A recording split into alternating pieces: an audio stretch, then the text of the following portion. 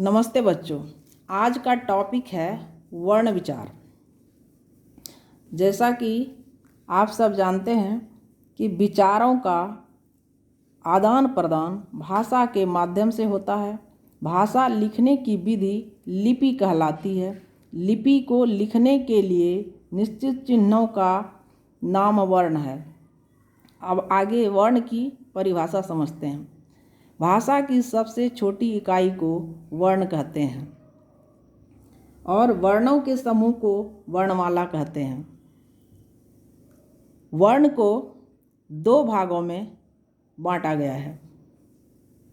पहला है स्वर, जिसको इंग्लिश में वॉवेल कहते हैं, और दूसरा है व्यंजन, जिसको इंग्लिश में कॉन्सोनेंट कहते हैं। हिंदी वर्णमाला में वर्णों की संख्या 44 है। स्वर की संख्या 11 है और व्यंजन की संख्या 33 है। अब आगे स्वर की परिभाषा समझते हैं।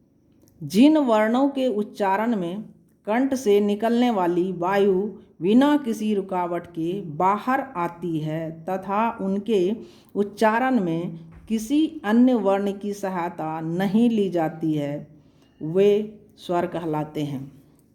जैसा कि ऊपर हम पढ़ चुके हैं कि स्वर की संख्या कितनी है? 11।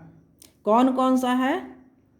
अ, आ, ई, उ, री, ए, ओ, औ। स्वर की मात्राएं। अ की कोई मात्रा नहीं। आ की मात्राएं, ई की मात्राएं, बड़ी ई की मात्राएं, ऊ की मात्राएं, बड़ी ऊ की मात्रा, री की मात्रा, ए की मात्रा, ऐ की मात्रा, ओ की मात्रा, औ की मात्रा। अब आगे हम व्यंजन की परिभाषा समझते हैं।